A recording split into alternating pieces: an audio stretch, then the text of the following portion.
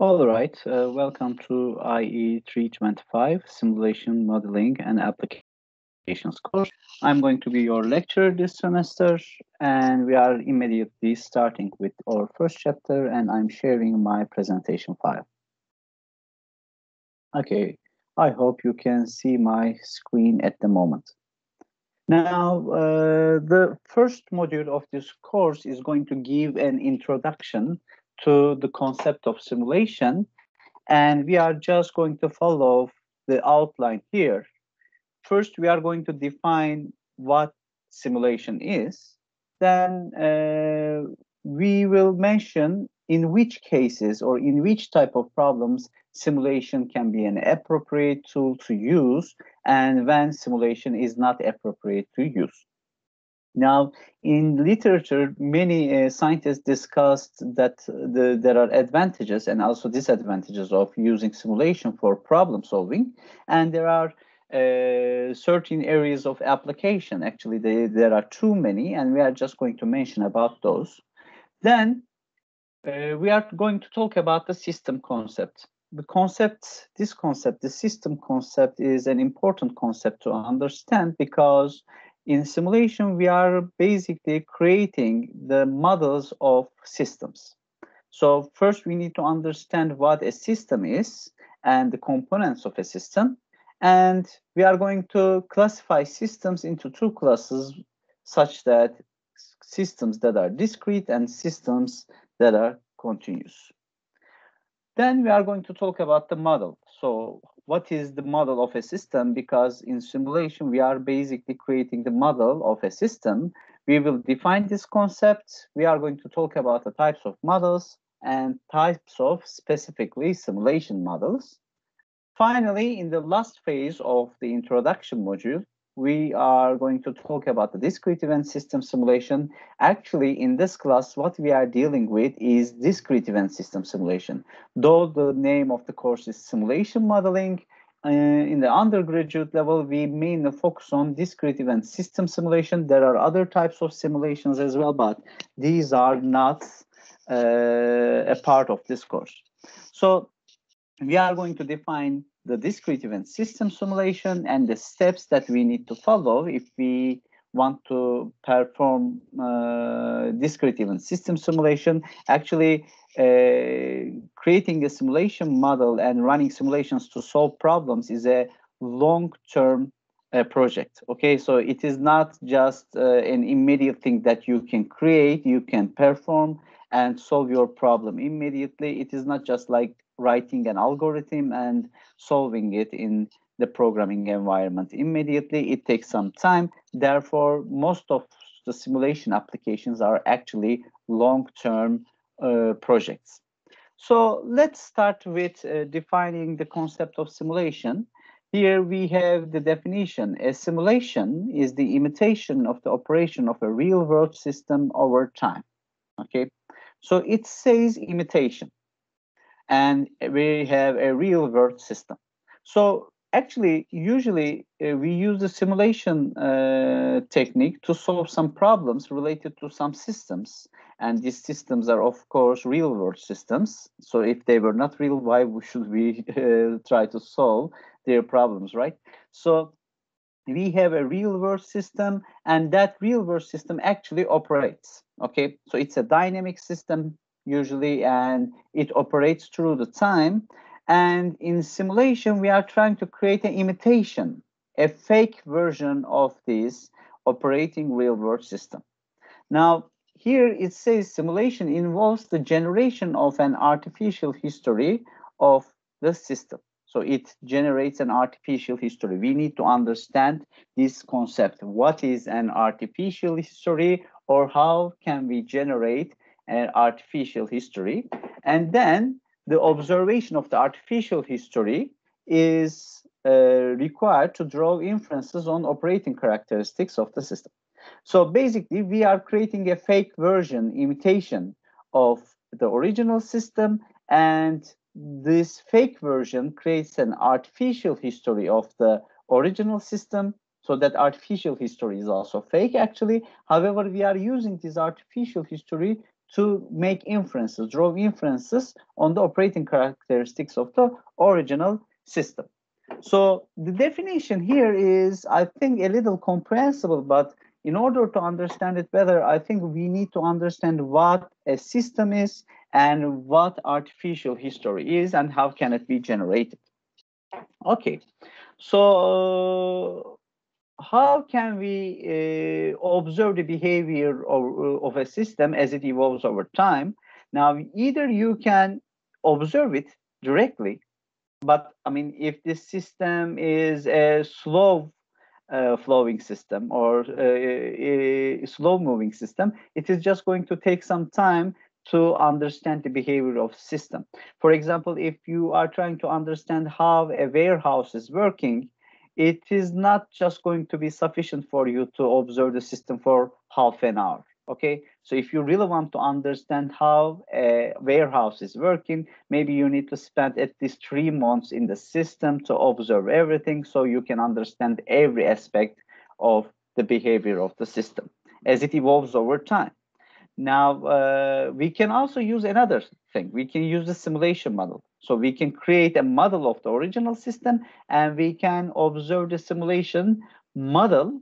And because the simulation model is going to be created in an artificial environment, such as in a software or a programming environment, you can increase the speed of the flow and you can watch it almost in a minute, maybe all 3 months of scenario can be watched in a single minute, and so you can observe the main aspects of the behavior in a faster manner. Okay, so the model here, instead of the original system, the model here helps to investigate a variety of what-if questions about the real-world system. So we may ask, for example, we have a warehouse, it has 2 doors where the imported materials are collected. Now, in order to expand the warehouse, we are going to open another door. Imagine. So opening another door, constructing another door into the warehouse is costly. Okay, it is expensive and it takes some time to implement. So what we are going to do is, before investing so much money into it, we want to see what happens if we open a new door, a new entrance for the imported materials into the warehouse. So this is a what if question. What if we had another door? Okay. Now, in order to answer that, you can either really construct a new door and see what happens after that, but this means you are going to pay the costs already. Okay. So there is no turning back from that decision. Or you can create a model of the original system, and over that model, you can perform experiments where you are opening a new door, maybe another new door. Okay, maybe you can increase the number of entrances to 4 or 5. I mean, you can try anything in the artificial environment. Okay, so the model here helps to investigate these what-if questions. And these what-if questions can be summarized as, what would be the impact of the changes in the system to the performance? Okay. Now, there are models of systems which are very simple, and these models can be solved by mathematical methods. For example, the models that we use in probability theory. For example, a random variable is actually a model of a real-life quantity. Okay. Or differential calculus. So a set of differential equations, linear differential equations, can model the behavior of the stocks in real life. And mathematical programming can help us to create optimization models of systems where we have an objective function and many restrictions on resources, right? So these models are simple. We can use simplex algorithm, we can use numerical integration, we can use numerical methods to solve differential equations, to solve all these mathematical models. But in real world, too many systems are complex. Okay, so we cannot simply use the models that we have learned in these courses. Sometimes, in order to solve real world problems, we need to create a complex model of a real world system. And in that case, the computer-based simulation approaches would be the only solution method for us.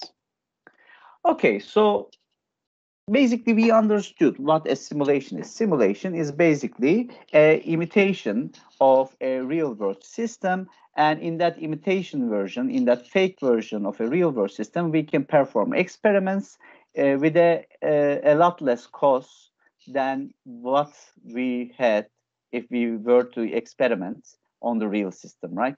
So,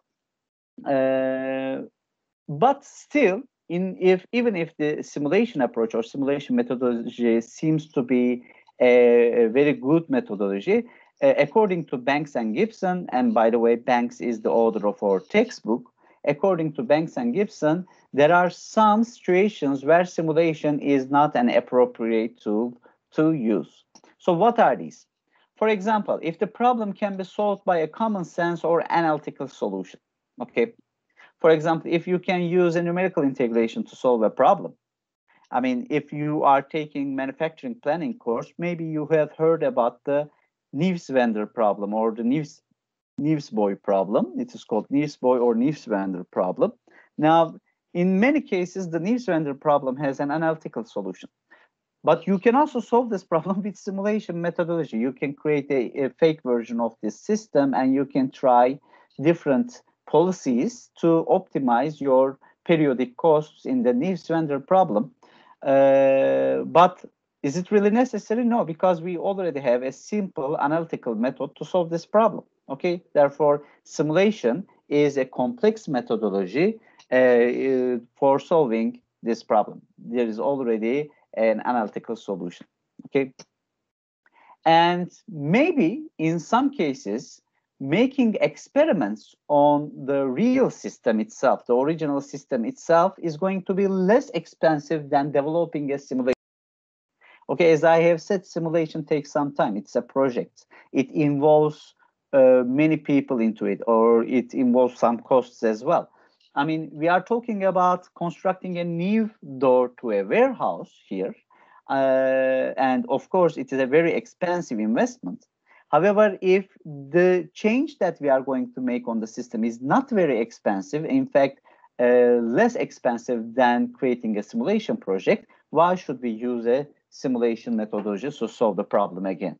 So again, the simulation would not be an appropriate tool to use here. And if the costs exceed expected savings after the simulation project, again, we should not use as a solution methodology. Okay, so even if you are making experiments on the imitation or the model of the original system, there will be some costs associated to creation of this model, right? So you are going to create it, you are going to develop it, then you are going to run some experiments on it, and you are going to spend some time and maybe some workforce as well on that, on the creation of this simulation model. So experts are going to create this simulation model, and it is going to create some costs as well. Now, after solving the problem with a simulation project, there may be some expected costs based on the improvements that you are going to propose for the original system.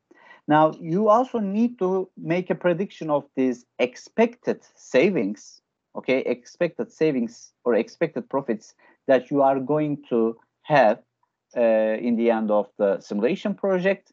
If these expected savings are less than the costs that will be created by applying simulation, again, simulation would not be an appropriate tool. And sometimes there may not be enough time or enough human resources, okay, or enough knowledge to develop a simulation project. And again, you should not implement simulation in this case. Now, you can create a simulation model, but the model may not really imitate the original system. I mean, even though you make experiments on that model, I mean, it is not fully representing the original system. How can you trust the results that you obtain from that model? So what I'm mentioning about here is the model that you have created, it may not be a valid model of the original system. And in that case, we say that when the simulation model is not validated When it is not valid, you should not trust on the results that you obtain from that simulation model. And again, it is not going to be an appropriate tool to use here. And sometimes the system behavior, the original system behavior may be too complex to model. Okay, so it may be very, very complex to model. So in that case, again, you cannot create a simulation model of that system. Okay, so these are the cases when simulation is not appropriate. Now, of course, I mean, these cases are creating a small percentage. In real life, there are many problems that we can solve with simulation methodologies, and it is an advantageous model. And according to Pageant, there are these advantages of simulation listed as follows. For example, the new policies of a system can be explored without disrupting the real system itself. Okay, so we are talking here about the warehouse in our previous example, right? So if you intend to experiment for the benefits that you are going to create when you construct a new door into this warehouse, then implementation of this in the real system is going to create some costs, and you will also be disrupting the processes in this original system, right? So, I mean, in order to construct this new door, at least for some amount of time, the processes performed in the warehouse are going to be stopped for a while, okay? So basically, trying a new policy in the real system is just disrupting the performance of the real system. But with simulation, you can try and see the performance effects of these changes without disrupting the real system. You can directly implement it over the model. So let's talk about another advantage. The new system design can be tested without committing resources for their acquisition. Okay, so imagine you are going to open a new warehouse or a new supermarket into your distribution network. Okay, and of course, if you want to see the real effects of this new supermarket, you need to open it. It should work for a while. The people should acknowledge this supermarket. So there will be a major demand coming to that supermarket.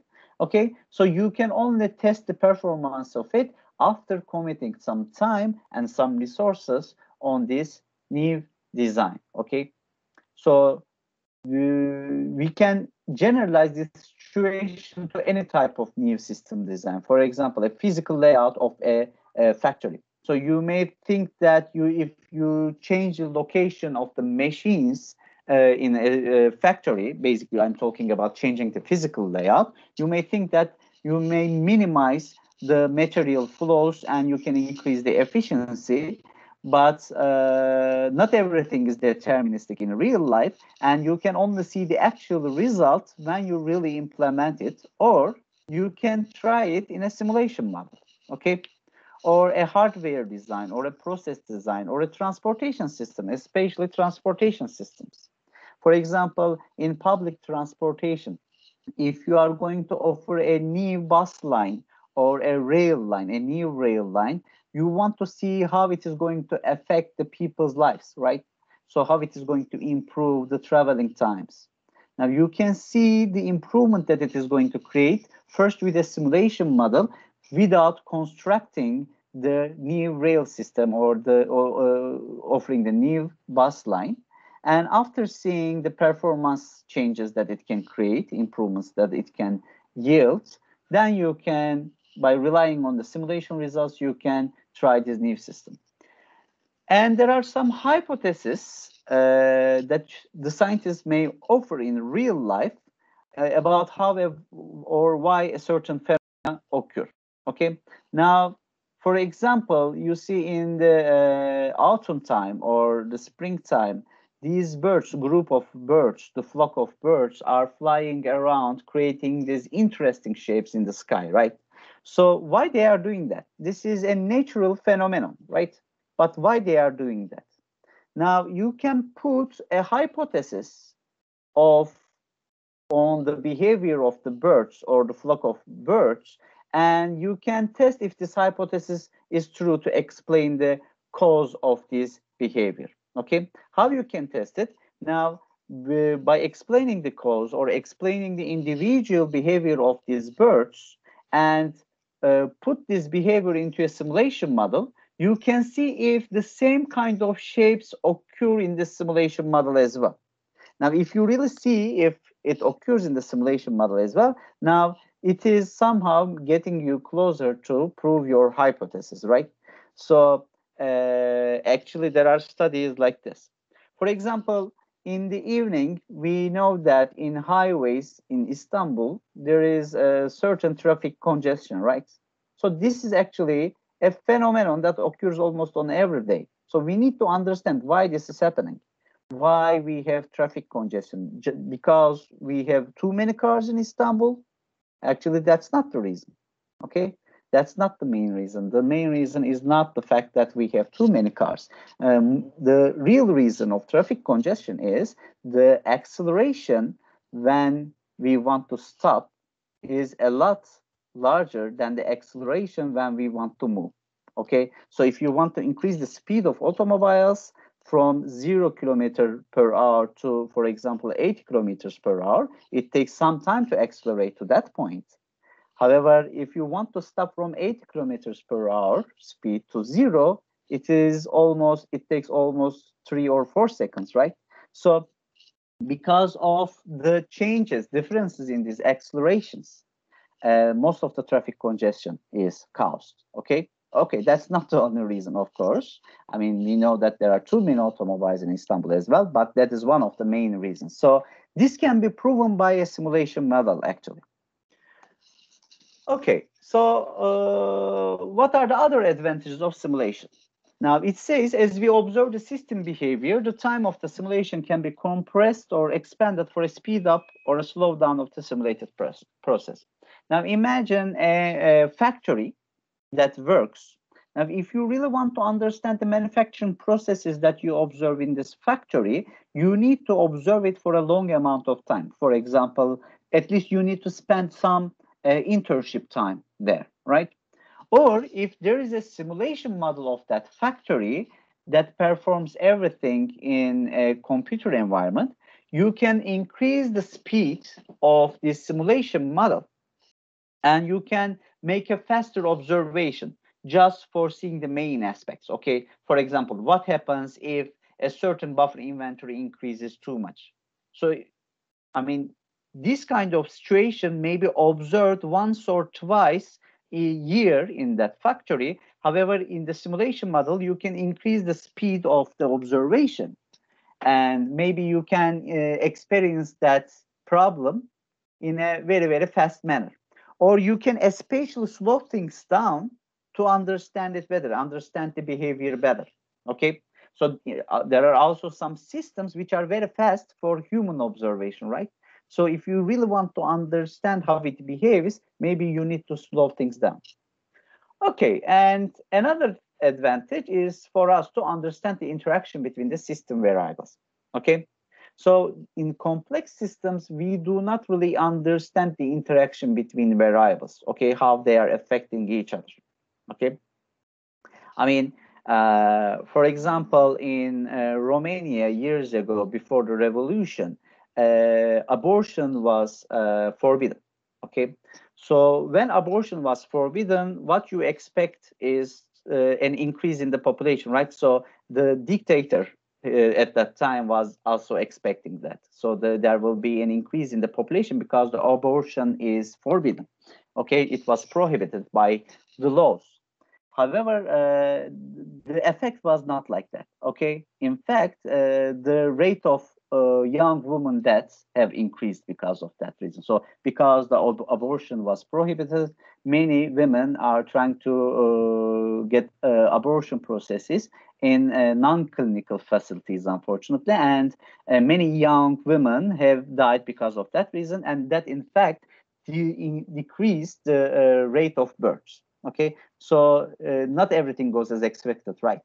So we need to understand the interaction between the system variables in this example. I mean, if you directly apply a law, would you really expect the things to happen as you expect?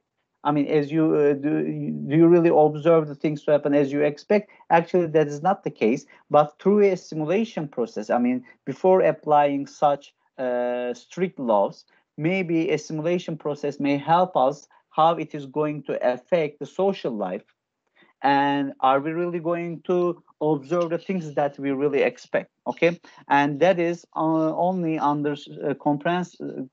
that can only be comprehended by really understanding the interaction between the system variables, and simulation can be a helpful tool to understand that. And another advantage is to learn the importance of system variables on the performance of the system. So which variables are much more important to make improvements? Okay, so you are basically trying to optimize your inventory levels in your supermarket, and you are going to use a simulation methodology to do that. And you, by the simulation, you can see that by changing which system variables, you can improve the system much better. Okay, for example, by applying which policies on which type of products in the supermarket, you can get a better performance in the inventory costs. So you can understand which variables are much more effective on the system performance.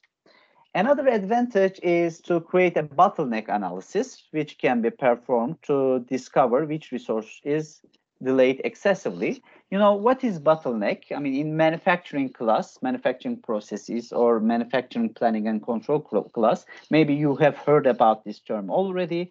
What is a bottleneck? Bottleneck is basically the slowest sub-process of a actually super process. Okay, so imagine we have a long process such as manufacturing in a factory, and bottleneck is basically the slowest machine in that factory, and bottleneck basically determines the speed of the whole system. Okay, the whole system speed is basically binded on the bottleneck of the system. Or imagine you have a congestion on the highway, and another reason for the congestion is the bottlenecks. Okay, and bottlenecks are where in Istanbul, it's on the bridges, right? So as the cars, automobiles go through the toll booths, the bottleneck happens to be there, right? Because they slow down in that part of the highway, and bottleneck is basically the entrance of the bridges. Okay, so actually, for these examples, we can easily understand where the bottleneck is. But in a complex manufacturing system, sometimes it may not be easily understood where the bottleneck is. So simulation can help us to identify the bottleneck process so we can improve it to improve the whole manufacturing. And a simulation helps us to understand how the system operates rather than how individuals think the system operates. Okay, now, usually that is the case. I mean, if you ask the people, the observers of a system about the system's behavior, most of the people are going to observe the system superficially, and they are not going to examine what really is going on there. Okay, but with a simulation model where we create every component of the system individually and then combine their effects on each other, then we can really understand how the system operates. Okay, so there is actually a system that operates, and there is a perception of the people about how that system operates, but that perception may not be true all the time. So with a simulation model, by creating a simulation model, we can improve our perception about the original system to understand how it really behaves. And one final thing, which we have explained in the beginning, we can answer the what if questions when we intend to design a new system. As I have said, what if we construct a new entrance to our warehouse? What happens to the performance of the warehouse operations. So we can answer this question without actually really constructing this new entrance. We can simply try it on a simulation model. Now, of course, I mean, we need to stay objective on simulation. And according to Pageant, again, there are some disadvantages of simulation as well. Okay, so in these cases, when we check these disadvantages, there are some cases simulation is not an appropriate tool to use. For example, building a simulation model of a system requires spatial training. Okay, it is not as easy to create a linear programming model. Okay, so creating simulation model requires some training, and we need to understand many scientific or theoretical disciplines to create such simulation models. For example, if you want to create a discrete event system simulation model, you need to know a lot about the probability theory and also statistics. Okay, now it requires some spatial training, and if you ask different people to create a simulation model of the same system, that may be a little subjective. Okay, so different people, different professionals or experts in simulation can create totally different models of the same system. So this is a subjective thing. Model conceptualization is a subjective thing. So that is actually a disadvantage. But if you are really an expert, and even if your model is different than the other experts, usually the behavior of the models are going to be the same. Okay, so that is a disadvantage that we need to be a little careful about. Okay, I mean, if you are trained enough, if you are expert enough to create a simulation model, then there is no danger to use a simulation model. However, if not, in that case, we may have some problems. So the performance outputs of a simulation are also hard to interpret. Now, in the original system, we have some randomnesses, random factors, which we cannot model, and that random factors are going to stay random in the model of the original system as well. And the randomnesses in the inputs of the model will create outputs which are random as well. So you know from the probability theory. So if you have a random variable, and if you put that random variable in a function, in most of the cases, the output of that function is also random, right? So because of that reason, the simulation outputs, the simulation results are also random as well, and we need to interpret them statistically. Okay, we need to use statistical approaches to interpret the simulation results, and they are not fully reliable. You know, in statistics, you always come up with a confidence interval, right?